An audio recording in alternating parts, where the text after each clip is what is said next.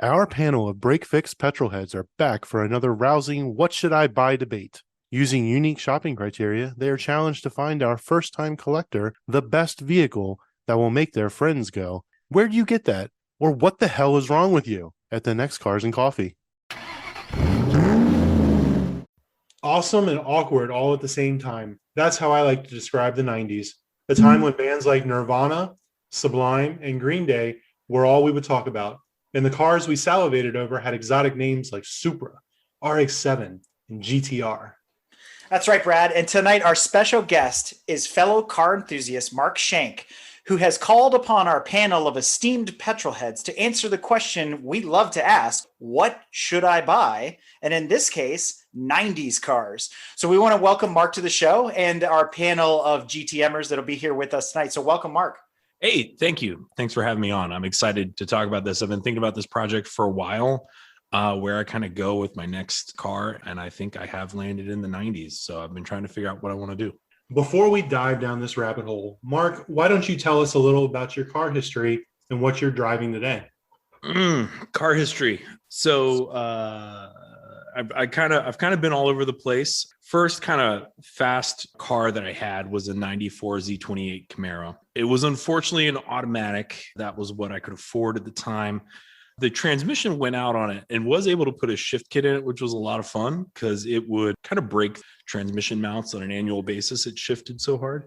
You could definitely break it loose between gears. Had a 98 Eclipse GST, which I absolutely loved. 2006 350Z, 2006 E46 M3 with the manual. Let's see, I had a 1985 Porsche 911 Carrera that I picked up in 2009 that I used as a daily in Southern California. So I grew up in Frederick myself as well. Lived in San Diego for about 6 years. It was such an awesome place for air-cooled 911s. I mean, there were so many great shops that could work on them. There was like, I had this thing that was out in the desert its whole life. It didn't have a square centimeter of rust in it anywhere. I love that car. It was in mint condition. Spent a ton of money on it. Kids came, had to get rid of it. So I got a brand new, I ordered and did the track day pickup for what is it? An F85, a 2015 M3, which was the 4-door because now I had a kid in a car seat, but I did get the manual in it. I do think everybody should own a 4-door manual car. It's a rear wheel drive. It's a lot of fun. And then I turned that in. I got a 2016 911 Carrera. I guess that was a 991.1. And I have a BMW X5 V8 for a family hauler, the not the M version. And my fun car is behind me, 991.2 GT3 with a 6-speed manual. You thought this was an image background behind me. It's not. It's my actual car. Which I'm sitting here looking at, like, having anxiety over how close that is to the garage door from this angle. I've kind of was like a 2-car person, rotating cars around. I do think I've married that thing behind me. I just love it to death. So I think I'm with that one for a while, but I can get a lift, and I'll just put something underneath it or above it or something. So in addition to that, you've actually done some autocross and track days with PCA and some other groups, right? So you're not just a collector or a connoisseur. You've been on track as well. A little bit. I do not want to overrepresent my track experience at all. Yeah, I've done a couple of BMW driving school events with the M3 side, some autocross, but I want to do more of the Porsche Club. I actually have a neighbor out here who's pretty active in it as well. I want to do more in that space. For me, it's been a time thing. My job is tough, and you've got little kids, so I'm hoping a little older, a little more independent, and they can run around on a Saturday without harassing me all day. But yeah, I would absolutely love to get to a track a few times a year now, and then hopefully when I'm a little older, do that more frequently. Since we got a little bit of background into your car history, and I know in talking with you, you have a very good knowledge of cars and whatnot. And we kind of had a precursor conversation to this about cars of the 90s. And so, as we get into our basically main event here, our "What Should I Buy" panel, a bunch of us have come prepared with some options for you about going about and buying a 90s car. What we're really interested in is getting your shopping criteria, what you're looking for, price range, some things you're not interested in, some things you may be interested in, et cetera. So why don't you lay that out for the panel so we can better focus on some of our suggestions? Awesome. I think the panel will be fun because I love a lot of things, and I'm really kind of open. So a couple things, right? I'm kind of OCD, so I want something that I can get in that it doesn't have to get it in really good condition, but I have to be able to get it to really good condition, right? And so sometimes that can be harder with some of the older ones. I want to have a very nice car, and I'm fine with paying the money to get it there, but I like just clean and tight, no rattles, no excuses. Really good shape. There are so many kind of different aspects of 90s car culture. I loved all of it. I love the Japanese unobtainium that you played on a PlayStation 1, right? So I'm born in 81. So I'm in high school and graduated in 99. So, kind of grew up through that. But I also grew up my entire life going to car shows, which was mostly American Muscle. I've always thought about kind of different things that might be fun there. So I've really enjoyed, the Japanese sports car side, the American Muscle. I want something also that I can get pretty fast, right? I mean, not fast in a 0 to 60 time or fast in a particular lap time, but I want something that can feel fast, overpower its traction for most of its gears, and that you can be a general hooligan in. So we were having that debate. To me, that kind of crosses out like a Ferrari 355, although those things are probably, I'm not sure they're worth the price at this point. Super unreliable too, but hey, whatever. Yeah, those generation V8s. I think one of the things I did enjoy about it that I should mention, the idea of kind of customization and modification, right? So I'm not in this to get something, leave it bone stock, and hopefully sell it, for some money later. I don't care if I'm devaluing it. I'm doing this for me. I'm not doing it as an investment or something stupid like that. So I do, this is a little bit of the 12-year-old kid who had the 930 with the whale tail on the wall. And that's why I didn't get the touring package on my GT3. And I don't give a shit if the touring package was the cool thing to do. It didn't have a giant SPO on the back, and my 930 poster did. I mean, it's a little juvenile. I don't care. I'm doing it for fun. I think that modification and customization part of it is definitely a part of that call culture that I really enjoyed. And I think you said something just to, kind of round out this thought before we turn it over to the panel to start throwing up their suggestions. I think one thing that was really almost prophetic in a way was when you and I were talking and you said, looking back now on a car from the 90s is the same as when I was a kid looking back at some of those cars from the 50s and 60s. It's the same time gap. It's that same generational gap. And then it makes you feel super old when you realize that a 90s car is 30 years old at this point, right? So pretty crazy. It is. You're absolutely right. So, growing up, and I'm looking at American Muscle in the late 80s and early 90s, that's how old these cars are now, right? And I'm going through with my dad, and he's telling me about, my dad owned a ton of muscle cars back in the day. I grew up with him in quarter mile bikes where our garage, we never had any cars in our 2-car garage. It was full of motorcycles. And so, there was a lot of motorcycles, but he loved cars, was always talking about the American Muscle. And so, that epiphany, it was literally just kind of dawned on me one day. I'm like, wait a minute. I am the same distance from those cars now.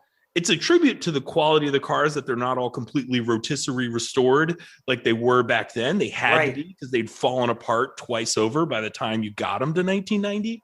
But at the same time, people are just starting to think about, how do I restore this car? You're finding them still unrestored.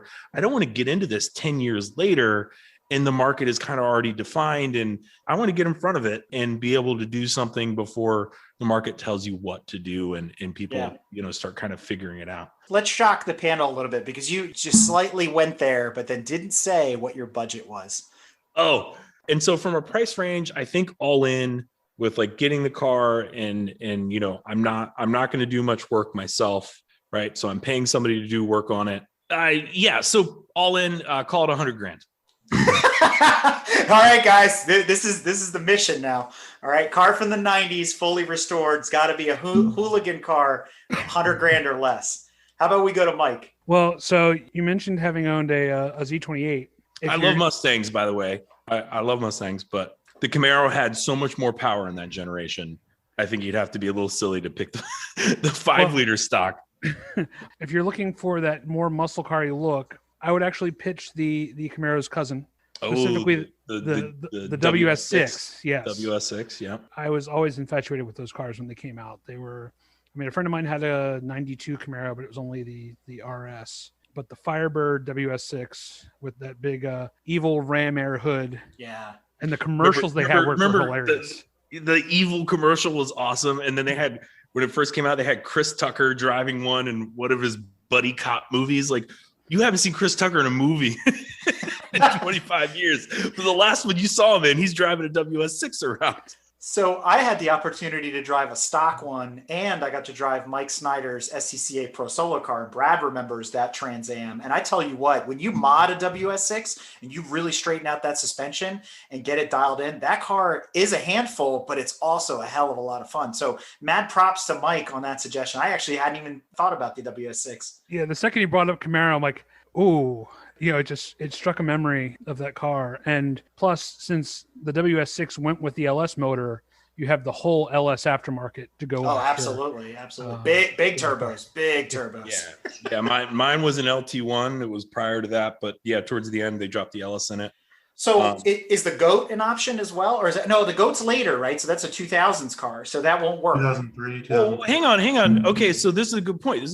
I guess this is up to me. I think some of the best cars from the 90s were made in the early noughties, right? They had matured it. They figured it out. Like the NSX you want is one of those last couple Yeah, that's years. true. I'll give you that. Yeah, That's like the best car from the 90s.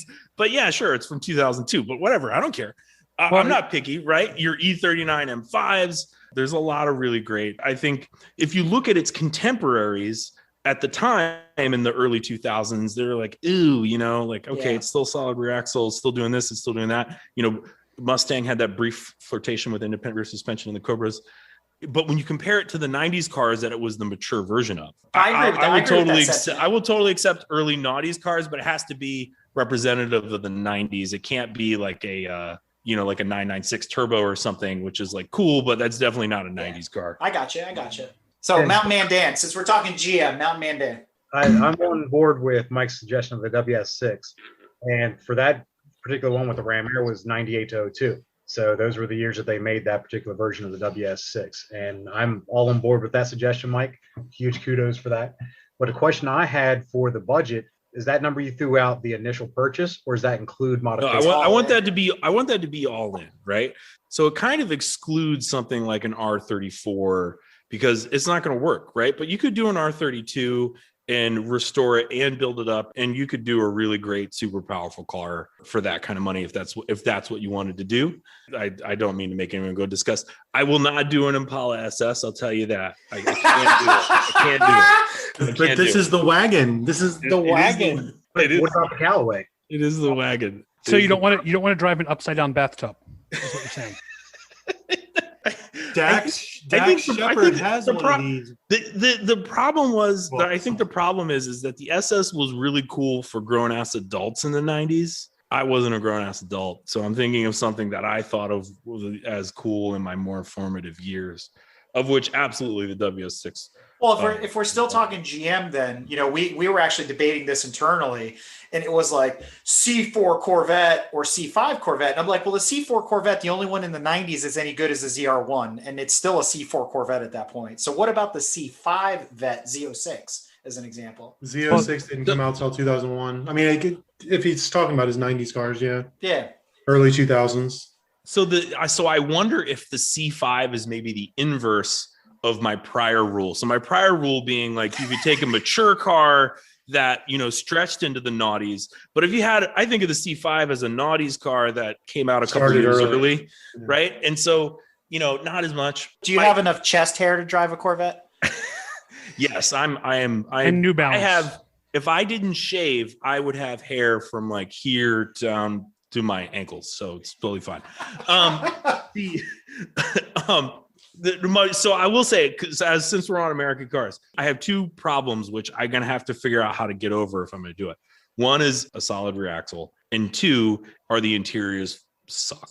And like particularly, like a C4 or even a C5 Corvette, like I look at the inside of them and I want to throw up. And the funny thing is like, I don't mean to be German biased. I love American cars, but like you can look at an 85 325 BMW and it's a nice, clean, minimalist interior that is totally damn reasonable today. Like you can look at it 40 years later, it's totally fine. And you look at like what Americans are doing in the 80s and they have these crazy LCDs, like It all these looks like weird Knight Rider. half-assed Yeah. animations and giant globular buttons and like some kind of weird sci-fi fighter cockpit interpretation. I struggle with it a bit. I'm going to be totally honest. I really. And the My worst thing, stepdad had a C4, and yeah, that giant green bar that went up Oh, and then God. across the And the dashboard. cheap plastic, the thin little cheap plastic, the buttons. Well, even the C5, you think you're in a Trailblazer. You're like, what the hell is this? No offense to the Corvette owners. I'm just saying it's not the best until the C6s and 7s when they got their act together. I mean, it was not the best of interiors. But Mountain Man Dan, you had a comment. chimed in saying that basically they were made with such cheap plastic that if you find something where something inside's not broken, that's a diamond in the rough. Because whether it be the mounting spot for the switches or something, they always broke. But one thing I was going to ask is if we're going for sports stuff and something that was quick, I'm going to throw this out there. It's not a car. I knew it. What about like the Typhoon or the Cyclone? The Typhoon, you can still throw the car in the back. Oh, I love those ideas. I think they were fast as could be up until recently for trucks from the factory. Oh yeah. I mean, they did a 4.5 seconds 0 to 60 on the GMC Cyclone, and that record lasted until like the last Raptor or something. I mean, it was crazy. So yeah, I love the Cyclone idea. I think that's a ton of fun. I believe that had the Grand National motor in it. 3.8 turbo. Yeah, that 3.8 turbo, the intercooler. So I love the Grand National. I love that motor. That realizing the Grand National is a little 80s, but that's a great way to bring that power plant into the 90s. So yeah, I love that. The Grand National was a 3.8, and the Cyclone and the Typhoon were 4.3. I thought they were 3.8s. They were That's same motor. Did they just bore or stroke the motor, or was it a different power plant? The 4.3, the easiest way to explain it is a 350 missing 2 cylinders. Okay. And everything is just 6 instead of 8 cylinders. And even like front components and everything bolt up the same one of the 4.3 off of the 350. I see Mike is fact checking. Oh, we're Googling. Mike's now. always He's fact scoping us checking. right now. We're Googling. It is the 4.3. He is right. Oh wow. It's Dan. Okay. Of course he's right. It's about a GM. You can't argue with a mountain man. I got to finish this Chevy conversation and just get us off that train before we go down a road we can't ever get back from. That's sure But to I'm become a gonna go Chevy with- episode. I'm going to go with the 3000 GT. I like that That's my suggestion. personal favorite. Everybody says the Supra or the RX-7, which, yes, they're on my list as well. But the first time I ever saw a 3000 GT in a parking lot, I was like, oh, my God, that is a beautiful Ferrari. I had no idea. I was like 12 years old or whatever. I don't fucking know. Save it yourself was- some money. Get a Stealth. It I was thinking the red. same thing. It's just beautiful. It's just a good-looking car. All-wheel drive. You can get the VR4. You can turbo the hell out of them. I love this idea. As a kid, you read the car magazines, which I read religiously. My parents couldn't get me to read a religious text, but I would read Car and Driver and Motor Trend every month that it came to my house. And they would always do the big three comparison, right? The 300ZX, which is another car that was a 90s car, but came out in 89 or whatever, right? A little before its time. It's huge. All right, but they'd like a 300ZX, a Mark IV, 3000 GT VR4, twin, turbos and everything, an RX-7, and they do the comparison. And I always wanted the VR4 to win because I thought it was the coolest looking car of the group by a mile, and it always got its ass kicked. It was always the fastest in Gran Turismo, though, the GTO. And, Oh my God. but it would like always lose because it was so fat. The car weighed like 800 pounds more than all of its competitors. But it's supposed to be a great GT car. It's supposed to drive really well. It's supposed to be a great driver's car. I definitely like that idea. I wonder if the Dodge Stealth is a little bit of a sleeper choice from a perspective of, kind of not what people are expecting. I don't think it's as pretty, particularly the late model VR4s, right? So that's a late one you show. Yeah. And, because they went away from the pop-up headlights, I think in 98, if I remember. Obviously not. Yeah, this is a 98 not a stock. or 97. Not a stock intercooler on that. But yeah, no, I mean, yeah, I love them. The only thing that worried me about the VR4s is if you've ever seen one under the hood, it's transverse. That's the disadvantage I thought it always had against the 300ZX or the Supra or whatever, those being a classic, front mount rear drive layout. The VR4 was just like, okay. So you wonder if in post life in modification, if you could help it get past that, because you're right, it's a front wheel biased all-wheel drive system. Because of that, it's also got a lot of weight up front, so the weight distribution isn't great. Isn't it like if you change the gear ratio a little bit between the front and the back, like that's what they did with like the Focus RS where it was just like a, you know, a few percent faster in the back. It puts a lot of pressure on the clutch in the middle, but it causes the power to go to the rear. Right. And you can kind of fix that bias in the all-wheel drive system that way. But like, again, because nobody's really gotten into these cars yet, we're just starting to get into this trend of 40-year-olds having money and deciding they're going to dump it into this pit of car modification and whatever restoration. I don't think people have really figured that out yet. Like, you don't see any great, well-documented path. The only problem I have with the Japanese cars in this era is that we've already listed 80% of the good ones, right? Because if you look, I mean, outside of the RX-7 and all the ones that we've already mentioned, there's a couple Silvias, there's some other cars that we didn't get and things like that were Japanese only, but there wasn't a whole lot of JDM offerings in the US that were really that awesome. Oh God, Brad just put one The up. Quaalude. Oh, Just for Brian Shod.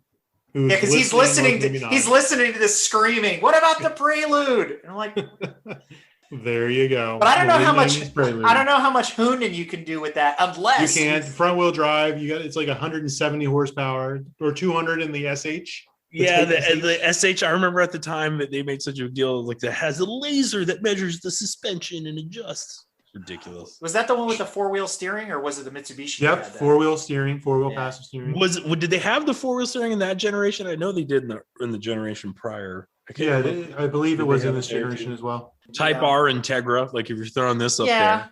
Like that's a 2000, 2001 car, but that's like the pinnacle of 90s. You can't get too much power out of those, though. Or the Civics, the Civic Type R's from that time. That's just the money problem. Yeah. Too much power. You just got to build this shit out of the motor. Well, yeah, and all the Skylines, right? And the R32s and 33s, I've been talking to some people, the 33s are becoming really popular because they were unwanted to begin with. The joke I heard was the R32 Skyline is the one you took to the track. The R34 is the one you took to the shows and the drag races. And the R33 was the one you bought your wife. But when I look at the R33, it's kind of indicative of the 90s design in general. It's just kind of this Mobius marshmallow on wheels. Like, they're all kind of look the same after a while. But the one car it brings to my attention, and I thought of, and it's on my list, and it's kind of the same car, but in two different trims, the Toyota Soarer, which is also the Lexus SC400. All right. Right. So you can hoon the hell out of that thing because it's basically a 2JZ, just like a Supra. Right. Well, so the SC300 is, and then you do a 2JZ swap. The SC400 was the V8. V8. Yeah, that's right. Yeah. So yeah, I think the Lexus SC is a great option to think about, right? That could be a lot of fun. And they had a manual that you could get with them. That would absolutely be really interesting, I think. And you're not paying the Supra tax either, right? You can have the same car, slightly larger, put your kids in it. It's a bit of a sleeper. If you think about it in comparison, you can make 900 horsepower out of that 2JZ pretty easily. There's a flip side to the Supra tax, though, which is like the Supra tax is the Supra is really the only one that is like really, I think, really completely mature in regards to, like, they've absolutely figured out every corner of that car. You can get reliably a ton of horsepower out of it. You know it's going to fail when, you know how to make it work. There are no rabbit holes left or quests to, Don Quixote type things to try and figure out. I mean, don't get me wrong. Like, I've definitely been looking on eBay or Auto Trader or whatever and be like, I could just buy this guy's $150,000 car for 80 grand. And, that would be pretty cool. But then that's somebody else's build. I mean, exactly, right? But like, you're getting it for 50 cents on the dollar, and yeah, you go in and you fix whatever you got to fix to get it sorted out. It's not going to be perfect when you get it by any means. You'll certainly save a lot of money going into it that way. Buy somebody else's money pit and then get it sorted. So what is the goal intent for the vehicle? Is it going to be something you street, something you track? Great question. I don't see it being a racetrack car. So maybe quarter mile, not to see that on like trying to, make a 9-second car or something, but like, I think it might be fun to take out the quarter mile, but yeah, no, I mean, mainly street, drive around, have fun. Cars and coffee. Take the kids somewhere, go to Cars and Coffee, remind them what cars used to be like. My kids, I mean, not Cars and Coffee, they know. Just have some fun. Hooligan is, I believe, the word I picked at the beginning. That's true. I'm gonna throw it out there. Unfortunately, it wouldn't be good for carrying the kids around, but a 240SX, there's a ton you can do with those. I loved those, and the little Infinity variant of that. I forget what they called it, a G20 or something, maybe. Yeah, that 240 and the Infinity version, absolutely. Well, the problem is for $100,000, he can buy about 37 of those because they ain't worth a damn. So, but they're all missing their front bumpers because they fell off at the drift circuit. 100%, right? Those are the ones they put the solid axles in. Yeah, exactly.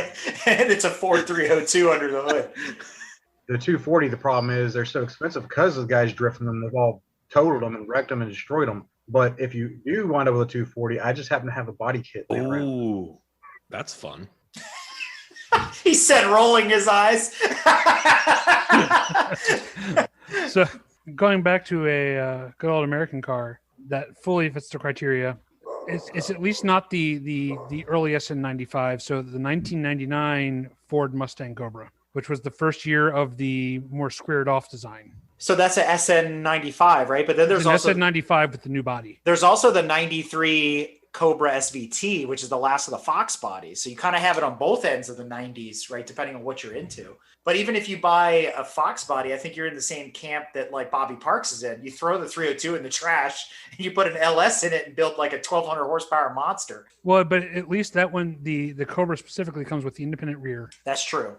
No, you're absolutely right. That is a great car. I think it looks really cool. I think it's a great option. I do like that it has independent rear suspension and that it's gotten it. It's funny how they went away from that later, right? The later GT500s, they put the solid axle back in. It's a good move by Ford, in my opinion. Racer Ron's on the panel. Do we want to get some input from him? So I think you guys have a lot of really great ideas. You're throwing a lot of good stuff out there. The situation is balance between how nice a machine you can get up front. It's not totally wrecked. Like a 240 is going to be trash, period. I mean, they just... And a lot of the stuff you get from Japan is trash too, right? It just is. They're all used up. So that's totally out of the picture. But sticking with American iron is not a bad way to go from a lot of perspectives. You know, the least of them being you can usually find someone to actually work on it without spending a hell of a lot of money. Because the Supras, that's a specialty guy. You know, BMW guys are never real cheap, but doesn't sound like you're really going to go the BMW direction. So I would definitely be thinking about American. I mean, I would definitely be thinking strong about American iron. I like the GT3000. I think it's a good car. I think the W Series are also good cars. They're complicated, though, and they're not cheap to work on either. Absolutely. So, yeah, it's a tough call. You could do real well for really cheap with the Cobra. I mean, there's no two ways about it. You save yourself some money for another toy. You just buy a couple of them. Yeah, for sure. Yeah, the Isuzu V-Cross is one that you should totally do. Negative. Oh, wait, no, the other one I brought up in chat is the Monte Carlo SS Tasmanian Devil Edition. Oh God. Hey, what the hell? They made that. Is that like the Bugs Bunny Venture Van thing that they did? Why don't you just tell me to get the Dale Earnhardt edition? Well, so they had a lot more of the Dale Earnhardt ones. They had the Intimidator, and then they had the Dale Jr. edition, and then they had the Tasmanian Devil edition. Okay, we've talked about Americans. We talked about Japanese. You alluded to some Italians there at the beginning. Let's talk about the Italians for a second. The Fiat Panda. yeah, for sure, 100%. That's a winner. You know, F355. I mean, as good looking and evolution of the 3 Series as they are, they have a horror story, you know, nightmare reputation behind them for reliability. But there's a couple other Italians behind that same era that I think are better. Maybe as a sleeper, if you're thinking about going in that direction. What about the Maserati 3200 GT, precursor to the coupe? Is that the evolution of the bi-turbo? Was it like the same chassis and setup? Or Negative. So it's the swoopy one that kind of looks like an Aston or a Jag, which later become the coupe, and then like the current body style that it's now. It's like the beginning of that lineage. So they sold 27 of them in the United States? I think so, yes. Yeah. Speaking of finding somebody to work on. No, I mean, actually, I don't know anything about that car. It wasn't on my radar. So it sounds really interesting. I like the idea of learning about that. I really don't know much about it, you know, which is, I don't have too many gaps, but that's definitely one of them. I also don't know any shit about French cars from the 90s either. Don't bother. It's not worth it. I was going to say, just pack a lot of wine and cheese for when you're broken down on the side of the road if you buy French. Yes. So Brad has a picture of it it's there in the back. It's that. because they made that car up until like 2008. I know because I lived in San Diego and everyone drove one. It got renamed to the coupe, and so originally it was the 3200 GT. And so that's what it is. It's the precursor to those, what we know now to be kind of the current, lineage of Maseratis. But there's another. So that was like the early Gran Turismo of today. Correct. Yeah, those things were so popular in San Diego. You could pick that car up like 4 or 5 years old with 25,000 miles on it for 20 grand. Exactly. It's a bargain, really. I mean, and it's a Ferrari power plant and all the fun stuff that goes along with that, but it's not a Ferrari, right? So. Yeah, we're going to put air quotes around it. I don't know about the one I don't know. I mean, did they make a manual with it? Because later they didn't, and they only had a single clutch. Correct. Automated, pseudo manual, and that clutch was $7 grand to replace. Oof. And it went out about every 6,000 miles. And I know because my boss had one. And does that fun stuff with the Ferrari engine include removing the engine from the car every like 5,000 miles to completely rebuild it? No. The fun stuff is open pipes, so you could really hear it sing. That's don't get me wrong. The sound was great. So my boss had one of those, although it was like a 2008 or whatever. But the sound was great. The intake noise was a ton of fun. Like I love, like you could hit the gas and you just heard it sounded like an angry dragon was sucking in air, and it was really cool. So the engine was great. It's fat. It is bigger than it looks. Like yes, a lot of cars are the other way around. That thing is bigger than it looks, and it weighs like 4,200 pounds. Speaking of bigger than it looks, and also coming from Italy, how about the 550 Maranello? You can't get those for 100 grand anymore. I would love to get one. And if I was smart, I would, instead of buying this, would have bought a 550 Maranello for 100 grand. It'd be worth 200 grand a day. You cannot find a good 550 for 100 grand anymore. If we can, please point me in the direction. But the 550s were cool because they were manual only, which I actually think is why the values have gone up so much, as opposed to like a 456 or something else. 355 or whatever. Yeah. The 550 was only that 6-speed gated, and the valuations have literally doubled in like the last 4 years. It's crazy. I see it. What is that? An RS6? A 90s RS6? It's a bi-turbo S4. B5 S4. Oh, okay. Bi-turbo. Yeah. You can get a ton of power out of them. Not very reliable, but they're fun to look at. Audi was still in the doghouse in the 90s, so it was a huge gap for me. I only knew one person whose family had an Audi, and they weren't in the car magazines. They were just, you'd read about AMGs, you'd read about M cars, but like Audi just didn't exist until the noughties. It was like it just disappeared and then came back. When I was in high school, I knew one person who had an Audi, and his entire family had about 50 of them. And he's in that other screen up there. That is true. We've had way too many. We lived through the 90s Audis, man.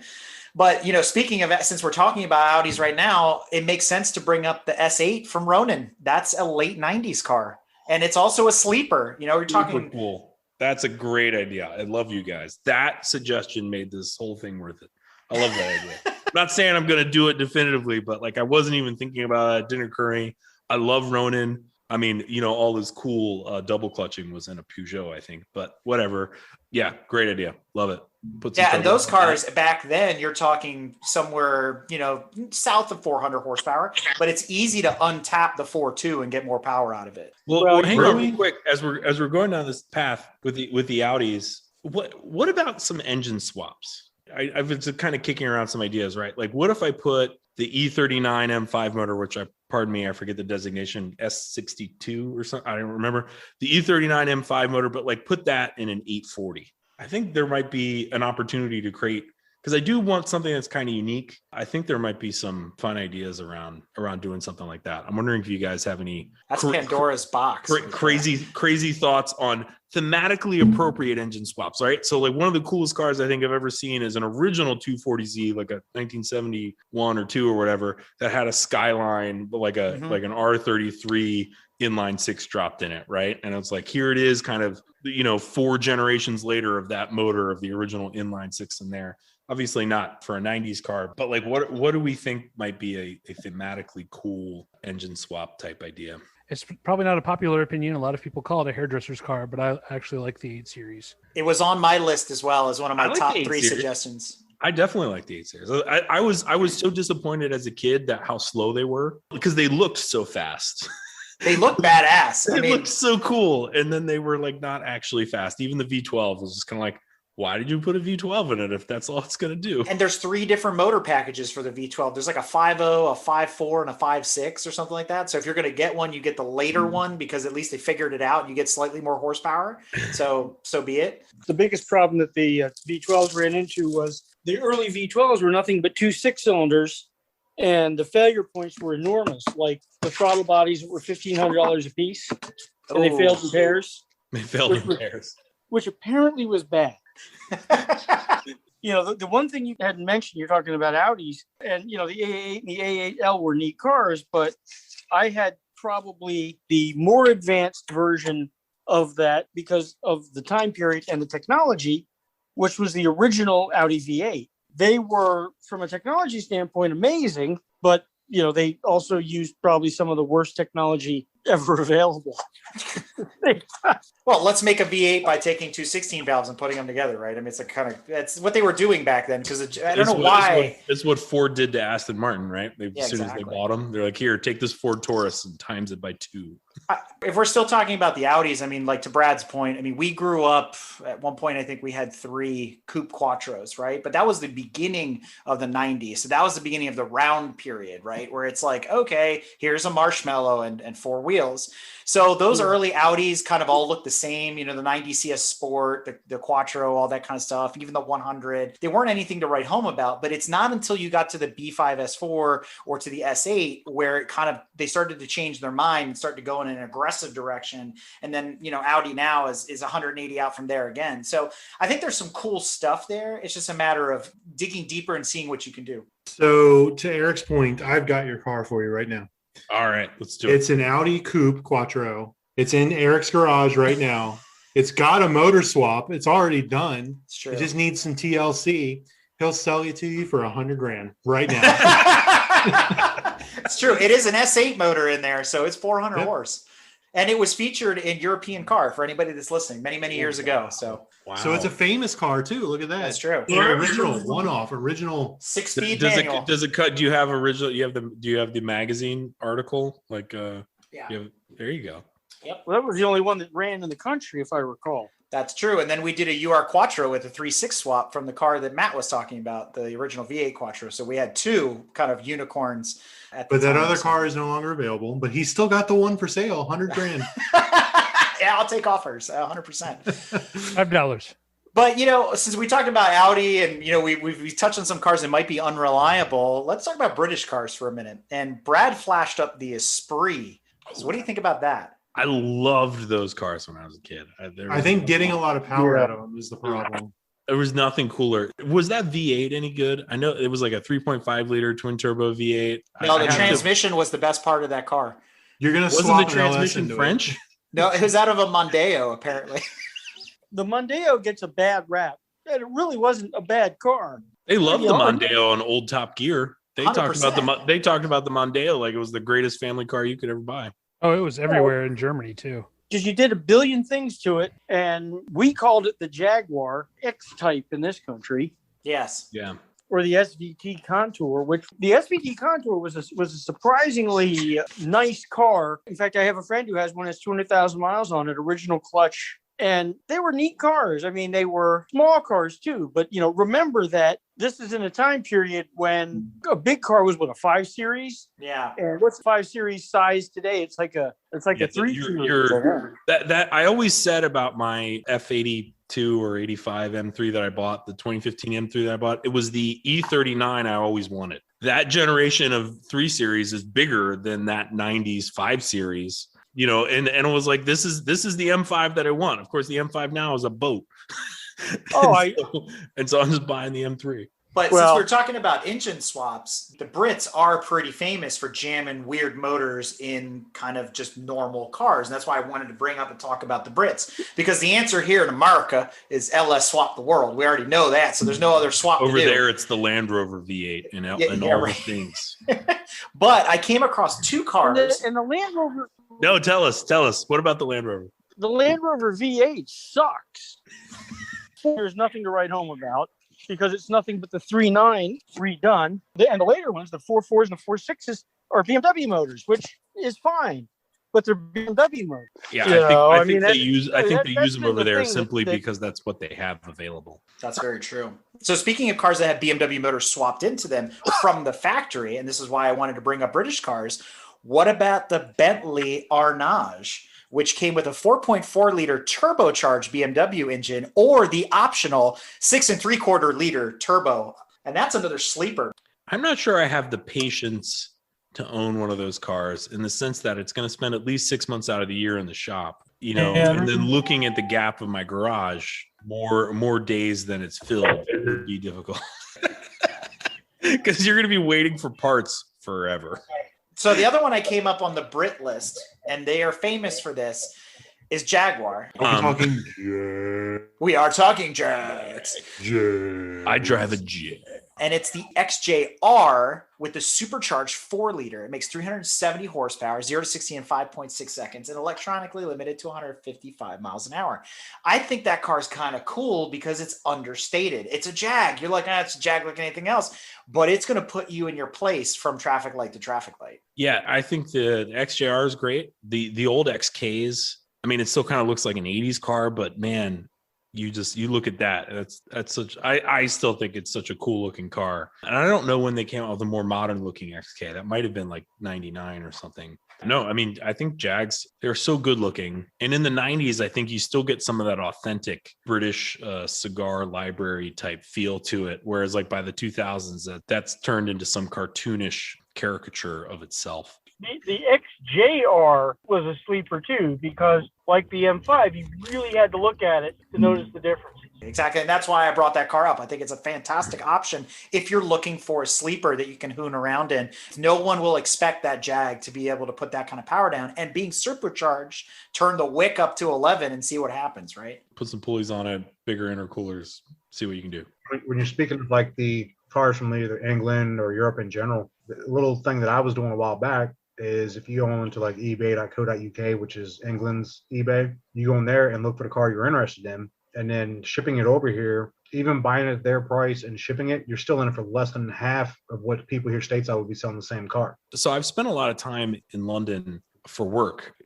I have to spend a bunch of time at Canary Wharf, and the used car values are so low. It's crazy how cheap, because they're so afraid of gasoline prices. So the crazy asshole buys it new because they love the car and they don't care how much they're going to pay for petrol and 80 billion pounds per English gallon or whatever. They don't care. But then used is worth nothing. Absolutely. And so I had some coworkers that patriated over there, immigrated. We should just say immigration. I think they're immigrants. But the point being is that they're over there now. And they love the cars. Like they're so excited about the crap they can buy and how cheap it is. You're absolutely right. That's a great thought. Buying it and shipping it from there is still cheaper. Now you end up with a right-hand drive car, particularly as now you're shifting stick left-handed. Certainly, I'm ambidextrous. I don't know about you when it comes to shifting.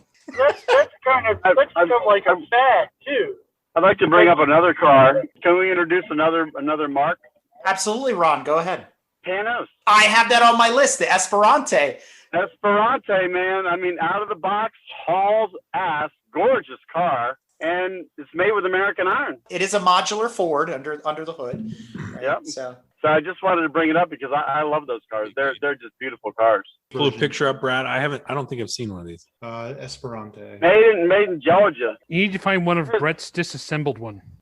The nice thing about the 5-liter Ford is if you can't add power to a 5-liter Ford, you should really give up. Yeah.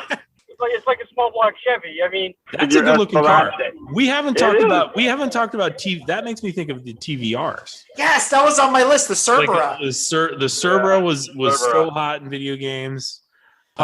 Even some of some of the 80s TVRs look like 90s cars. They were always so far ahead of their time and being out there, fiberglass crazy assholes that they were. I think TVR, that's a really fun option. I've been thinking so much. I've been trolling JDM sites about like buying something in Japan and importing it over, and like I haven't even been looking at the UK, and that could be a lot of fun. And you can get Skylines from the UK as well. And they're a lot cheaper than getting them from Japan. A lot of people don't realize that. So we don't mention Morgan. I mean, they've looked the same since like 1920, right? So I mean, can you? So they make that they made they that are in the wooden. 90s. They had that Ford. So of course they have the 3-wheeler. No thanks. But they made that the Arrow they made forever they had that in the 90s, and back then it was still wood frame, which assuming it hasn't been eaten out or something might be interesting. No, but they made an Arrow, which was different because the Morgan like 4.4 and 4.8 or whatever the hell they were, those were the classic look. That Arrow 8 or whatever the hell it was almost like a cartoon when they redid the body. It was like a cartoon gangster car. Yeah, exactly. That's It was cross- From Prohibition. Like if somebody from Prohibition did some LSD or something, and then we're like, yeah, we're gonna do this. Well, Brad just threw up a suggestion. What you got there, Brad? The I Shelby thought they didn't Series make 1. this car. They didn't. Did they make this car? I've seen one in person at an autocross. Yeah, but they only made like 5. I remember watching a documentary. I remember watching a show in the 90s where Shelby was doing donuts in that car. Probably that exact same car. He was still alive, older than dirt. We had a guy here who he owned a do-it-yourself garage, and he had the Shelby one. 249 were built. 249. That's more than that's a lot more than I thought. That's really Yeah, it cool. is. It was 80K new, if I remember correctly, from my childhood. I've seen one in person though. They're slick. I mean, So- but it so- doesn't so- look too different than the Panoz, though. In all. No, I think they were competitors. Here's something we haven't thought about. You know what else blew up in the 90s in car culture? Kit cars. Yes. Cobra kit car. Like I keep looking at Cobra kits. One of my coworkers has a great backdraft with a BMW 3 Series suspension in it. So it's independent rear, multi-league front, and Ford racing crate motor in it. It's the But then backdraft. you're just taking a car that may have come out in the 90s, but it's based off a car from like the 60s.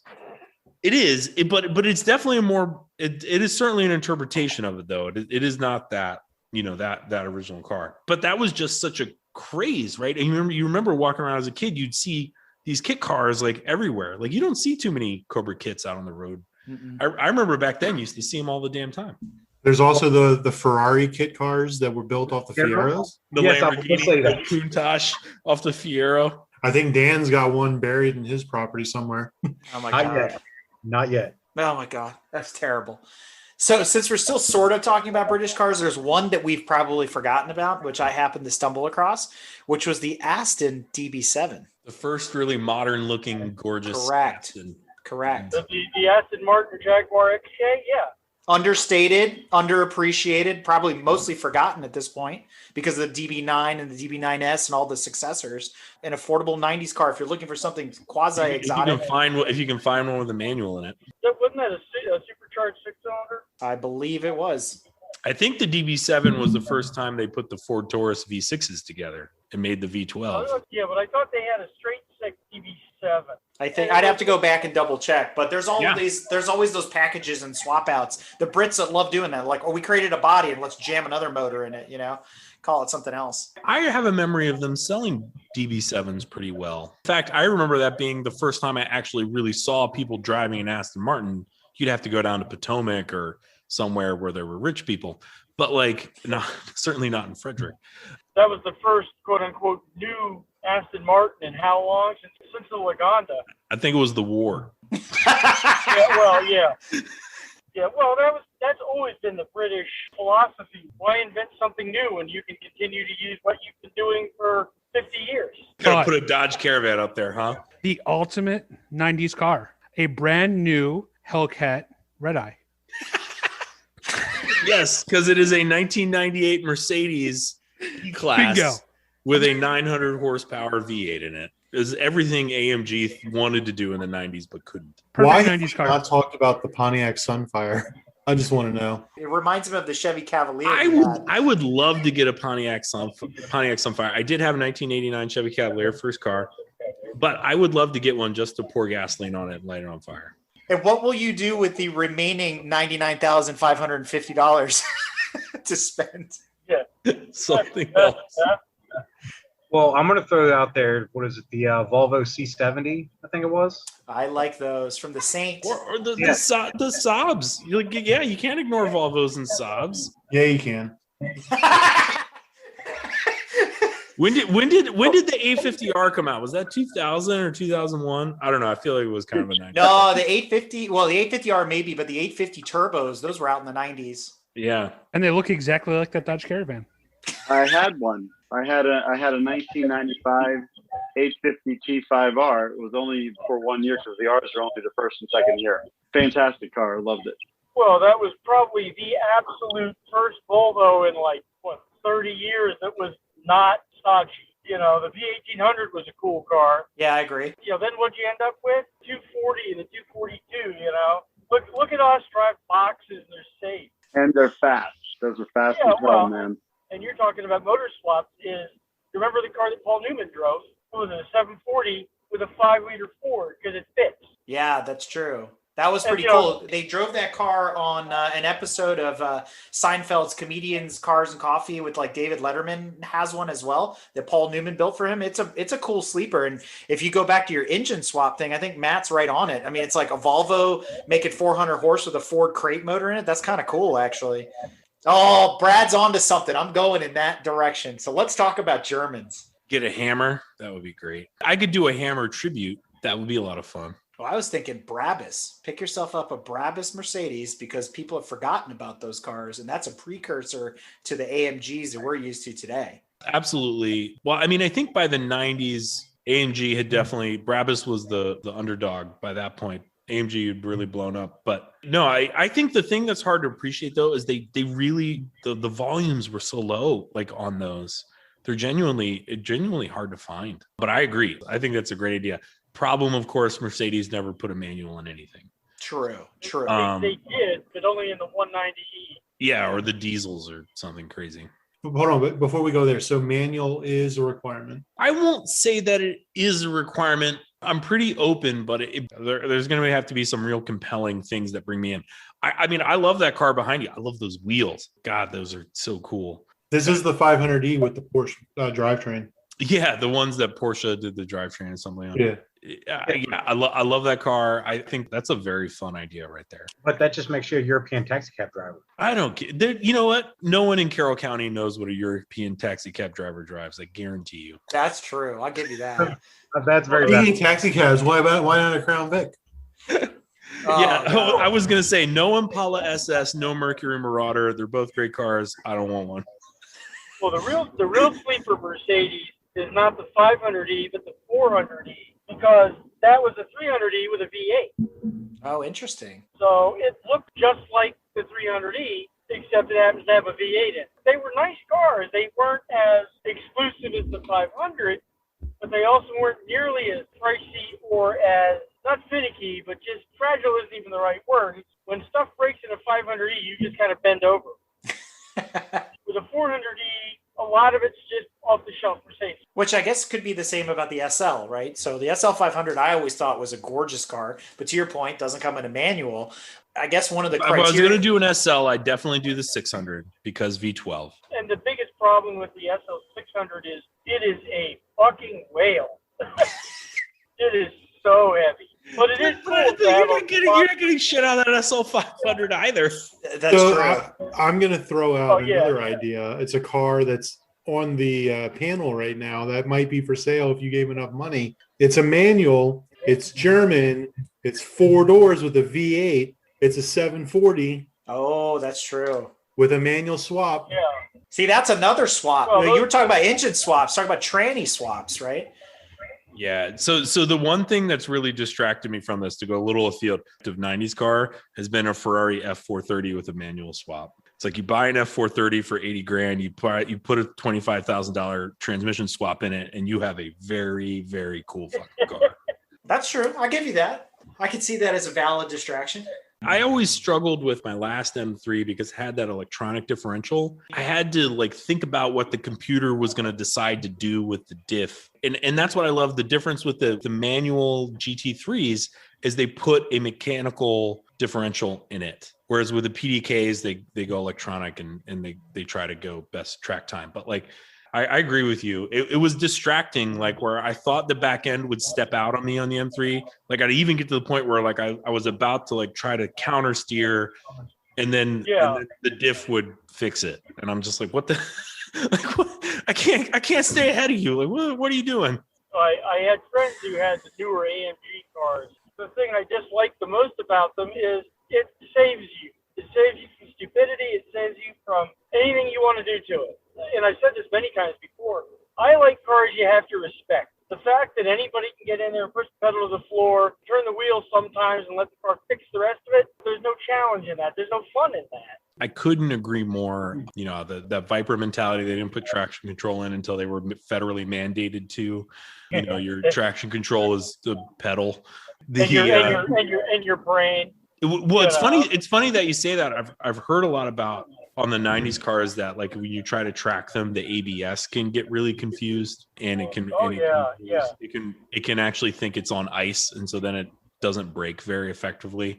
Sometimes like it gets confused and then you can't brake into a turn and you hit a wall. E36s love to do that. That's true. I was going to say, I'm surprised it's taken this long for the Viper to be mentioned. God damn it. I was saving it. That's my crown jewel. I know. I figured you would have led with your favorite car, but no, save the best for last. You got to start at the top, I'm going to break it down to a complete bare basic one. It's where you can fit multiple in a place of one vehicle if you want to. Oh, God. Just an Austin Mini Cooper. I mean, they're cool. It has fun little cars to drive. Yeah, and they built them forever. They were the same up until the fatties came out. I mean, the new minis came out, but not the BMW Mini, the real Mini. Correct. Yeah, they built those in England up until the 2000s in the old style. Yep. I love all parts of Call Culture. I appreciate the minis for what they are, but it's not. It just doesn't get me out of bed in the morning. I think the Viper. We talked a little bit about like cars that.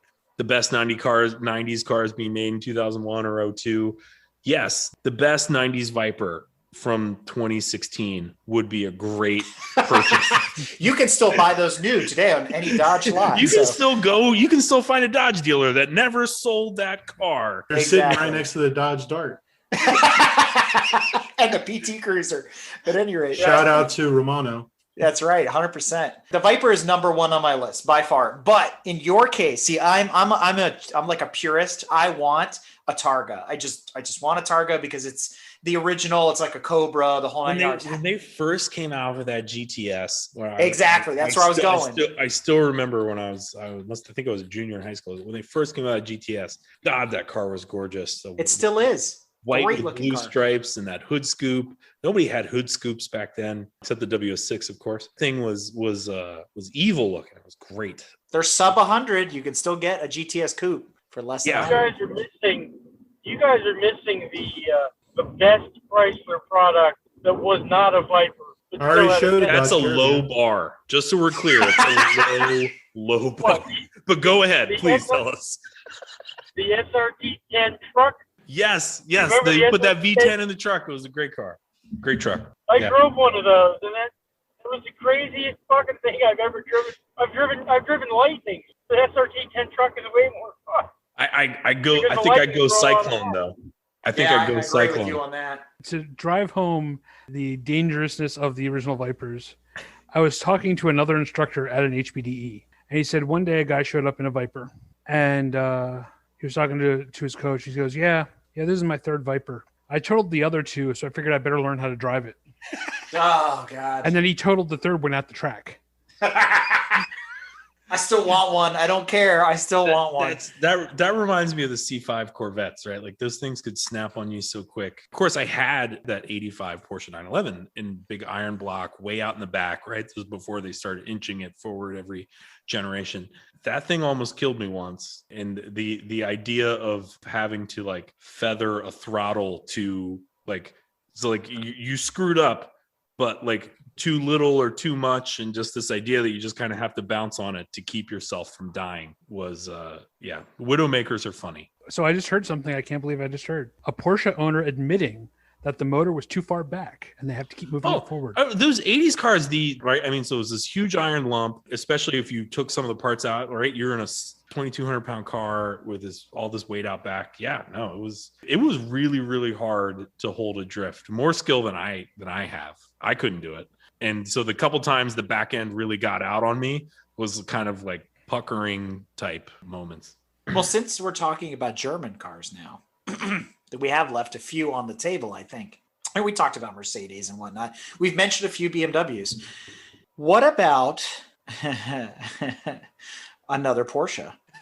I love this idea. I think my next family car will probably be a Taycan or something. Sure. What are you thinking? I've got a couple favorites, all in the 90s. So I'll just rattle them off real quick. 968, 964, 964 RS America, 993, 928 S4 or GTS. 968 was a fine car. Its biggest problem was it was a 4-cylinder, which wasn't very exciting for buyers. If you can find a club sport, though, whole different animal compared to the stock 968. Yeah, because they cut the counter. Sure. Well, and it took everything. It took a lot of what the 944 had, which was phenomenal weight balance and spectacular handling, and added something that the 944s never had, which was power. The I mean, the stock 944. How dare you impugn the turbo? The problem with the 968 would be getting real power out of it because they were 230 horse back in the day. 3 liter, yeah, nothing fancy. And the 4-cylinder is a little tricky. You're right. The non-clutch, like the originals, they had a really heavy counterweight, and kind of made the motor not as much fun to try and make a smoother German driving experience. I love the idea of a 928. It is the coolest car from the 80s that was launched in the 70s and made through 1998. Yeah, but right? it is the coolest car of the 80s. I would totally love a 94 or 5 or whatever.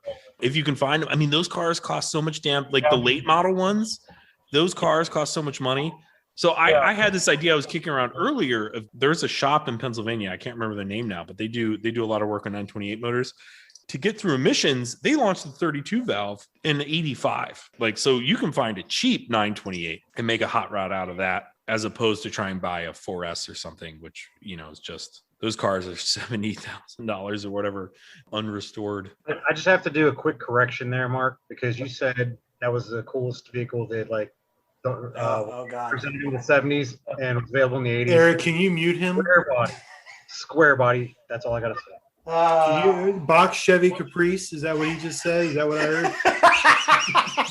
That's a square body too. Holy cow, that's terrible. No, his favorite car, the Ford Taurus wagon. That made it into the 90s, right? Mercury Sable wagon. But the thing is, I think the 964 was short-lived, right? 88 to 92. It was only around for 4 years, and it's underappreciated. But the thing that was badass about the 964 is all the variants that it came in 4 years. The RS America, the CTR2 Yellowbird recreation that they did, the 964 Turbo. I mean, there's a bunch of crazy, it's like the last hurrah of the old school 911. And to your point, a car that was built in the 60s that they dragged all the way through the 90s, and they finally got it right before they basically started over again with the 993. Now, don't get me wrong, the 993, gorgeous car, especially some of those colors they had, like that Merlot and that ice blue, and there's some really neat stuff. And then I got the opportunity to ride in a 95 twin turbo 993, and that was unbelievably eye-opening experience. And it still has left an impression on me to this day. Those cars are amazing. So those are on my vote. If you're going to go with Porsches, all the ones I listed, there's some really cool stuff there in that really short window of time in the early 90s. It's too bad the 964 turbos have gotten up so much in price. Those are really cool. Those are really cool cars. They made a bunch of different cool fun cars. Yeah, obviously, if I had a lot more money, I'd have a 993 turbo. Of course, car would be badass. Now, I think there's another car we've forgotten about. You could buy it on a budget. You'd have a lot of money left over. What is this? Mazda Miata. Well, there's always we'll see. You're ruining it. The answer is always Miata, but VR6 Corrado. Oh, we're gonna do Corrados. I loved Corrados as a kid. I remember my dad and I would go to this dealership and we looked at this. I remember at the time thinking, this car is $27,000. Are they out of their mind? It was expensive, yeah. And that's why we could see that one same car every week for a year.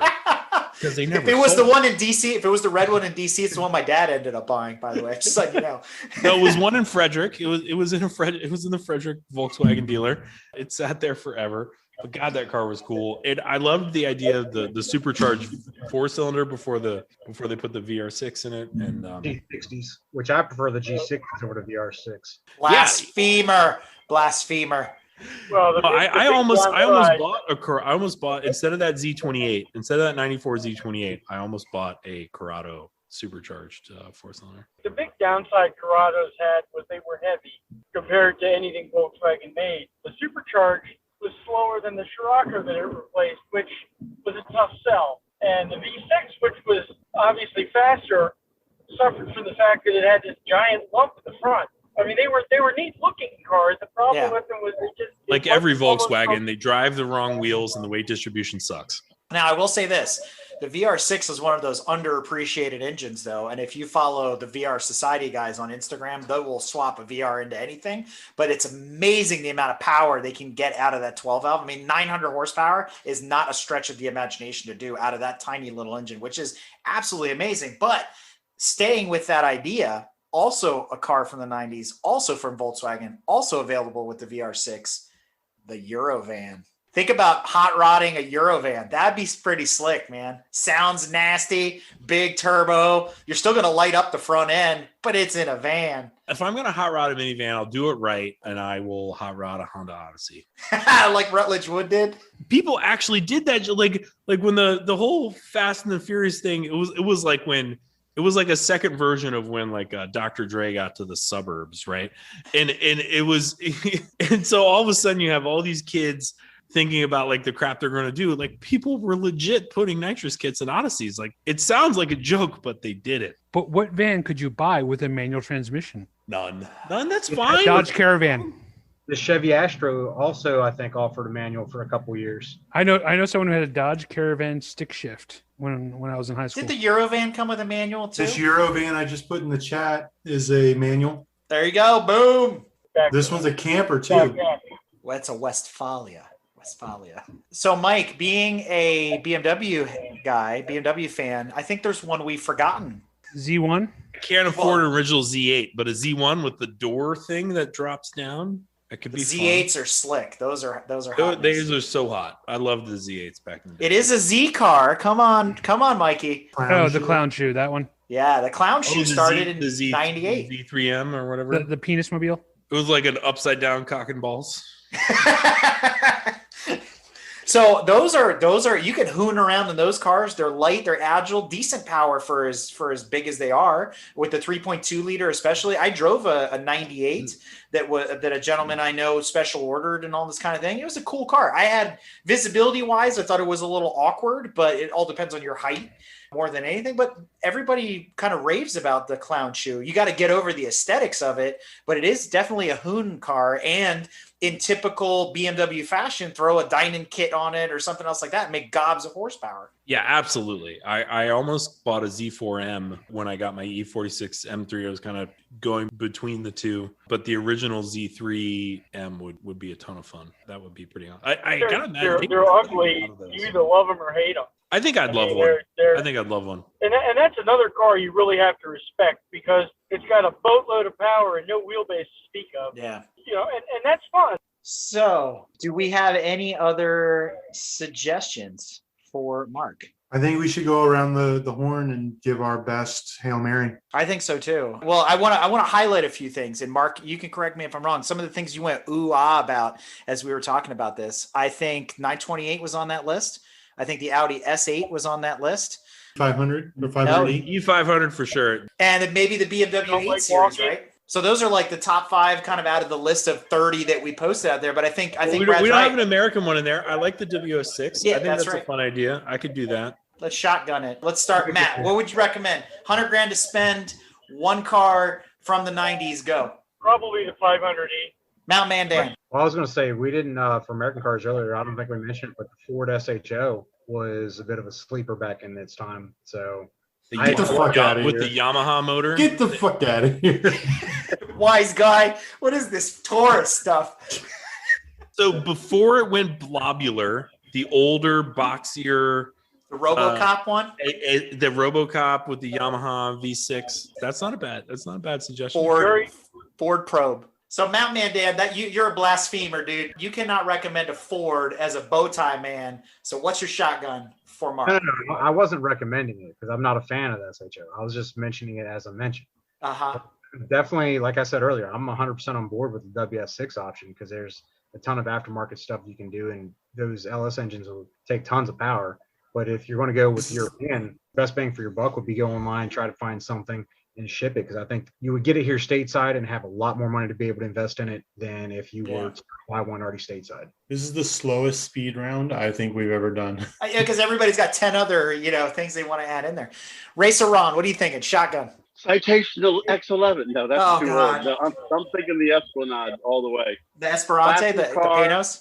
Esperante, classy car, beautiful, makes a lot of power, holds people, it's got modern conveniences, and still hauls ass. And you can make a ton of power with that 5-liter or bigger. I have 3, the Ferrari F355, the Shelby Series 1, or one that would actually be attainable for me, the 3000 GT. Shelby Series 1, do we know how much those cost? They're in the stratosphere. They're expensive. Oh, yeah. Nope, out of budget. I like some of the suggestions that have been put out. I mean, I was surprised by the WS6 because I forgot about it, and I do really like that car. I think that's a lot of fun. I think you could have a lot of fun with that.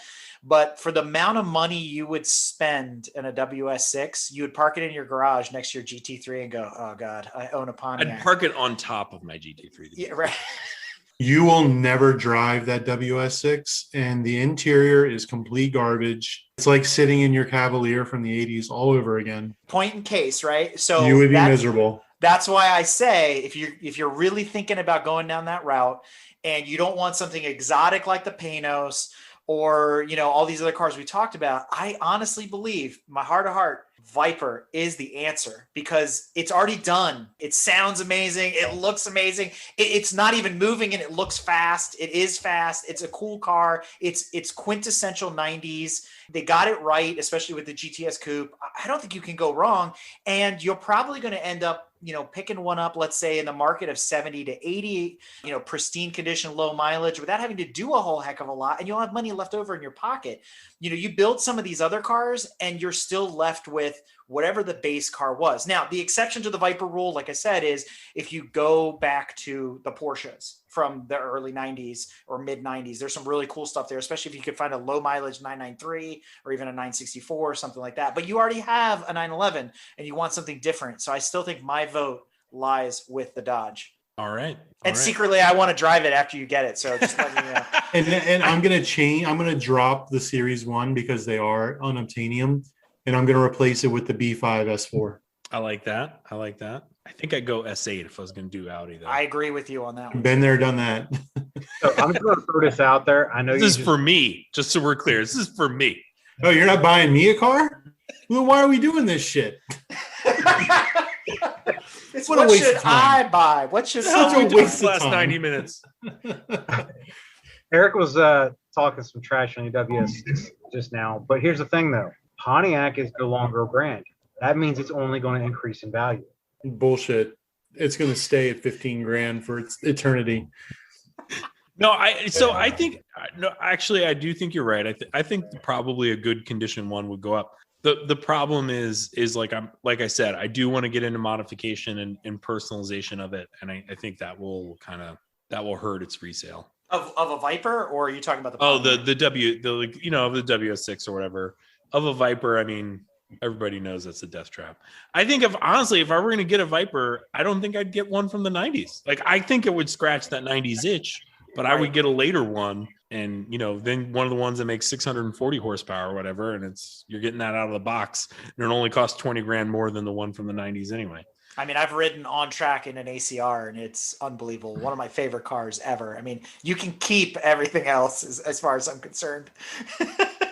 So just like every What Should I Buy episode, we never really do come to a logical conclusion. Lots of really great suggestions, and I'm going to put air quotes around great. And it was really fun to have everybody on the show. So Mark, hopefully we gave you some food for thought. Maybe some things you weren't thinking about, some other things to consider, some sleepers and whatnot. So we wish you luck on your journey. We want to follow back up with you and see what you end up buying. Thanks for coming on. This has been a lot of fun. Awesome. I really appreciate it. You guys have given me a lot to think about. I think it's important for me. Like I try not to get married to any one idea. And so I try to find that mix of like the car that's in the right condition and kind of checks those boxes. And so it's like, it's not like I'm going to come out of this and just pick one car and then I'm going to go and try and hunt and find that. It's more of like, it's kind of broadened my horizons from a search perspective. I will find a car that feels right and I'll pick it up. And you guys have given me a lot of good ideas and I'm thinking in different directions from cars and even purchase markets to where I want to do that. So I appreciate it. This has been great. Very cool. Very cool. And we want to thank our panel of guest GTMers tonight, Racer Ron, Hazmat, Mountain Man Dan. Obviously, Brad and I are always here. And if you're listening to this episode and you would like to set up your own version of What Should I Buy, don't hesitate to reach out for us. We'd love to have you on the show and give you all of our bad recommendations. So until next time. Are we going to do a follow-up in about 6 months when Mark tells us all about the Miata he bought?